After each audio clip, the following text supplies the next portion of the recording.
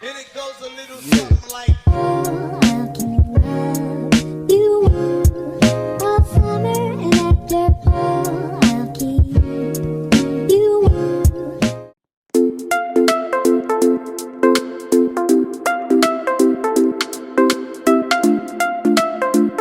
Really?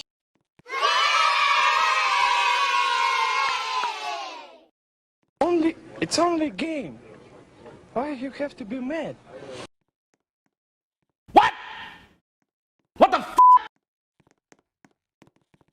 Why you shouldn't let just anybody around your kids. Wear a mask while you watch this story time. I promise you're gonna want to. So when I was around 15 years old, I started doing really bad in school. My parents were really poor and my dream was to go to college, so I needed to work my ass off so I could get a scholarship. But with how my grades were looking, it did not seem like I was gonna get one. My school offered after school tutoring classes, so I started taking them. Just in case I didn't get that scholarship, my parents started working late hours so they could pay for my college. They also hired a part-time babysitter / housekeeper. Mind you, my parents worked all day until super late at night. Our job was to arrive after we all left to clean up the messes that we didn't have time to clean up in the morning or the night before. Then she was supposed to pick me up from my tutoring classes, stay at the house and watch me until my bedtime, which was about 9 p.m. Then she was supposed to leave. But one day we were sitting at the kitchen table eating breakfast and we all catch a drift of this terrible smell. My dad finds out that the smell is coming from the basement. As soon as he opened the door, the smell just hits you in the face. We all go down there to check where the smell's coming from. We see a pile of human feces. Laying next to it is my babysitter.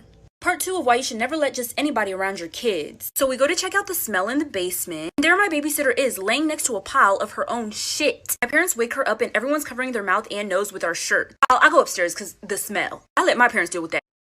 Literally. I hear my dad yelling at her and telling her to get out. She explains that she used to be a full-time nanny and she has nowhere else to go because they kicked her out. If she was shitting on the floor, who the wouldn't kick her out? She says she did that because she gets really bad anxiety at night and can't go upstairs or we would hear her and wake up.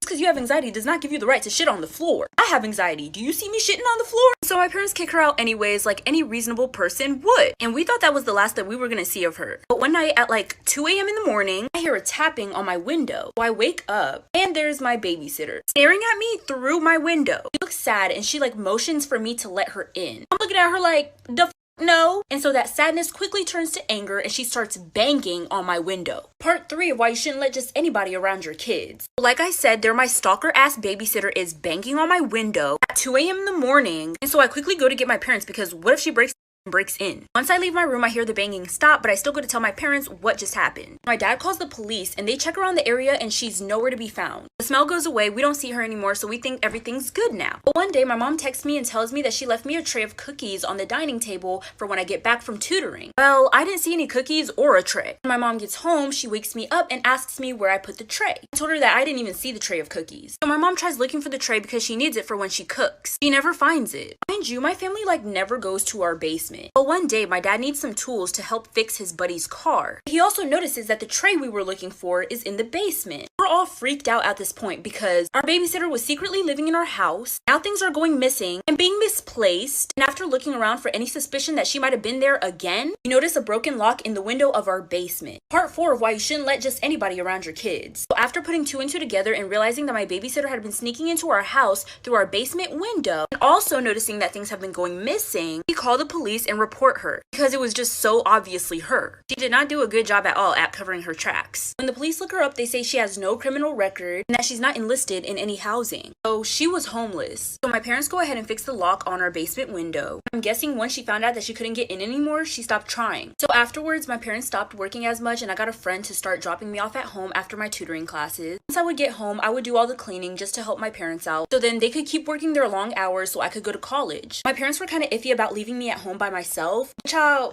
could fight. So everything was good and we never saw her again.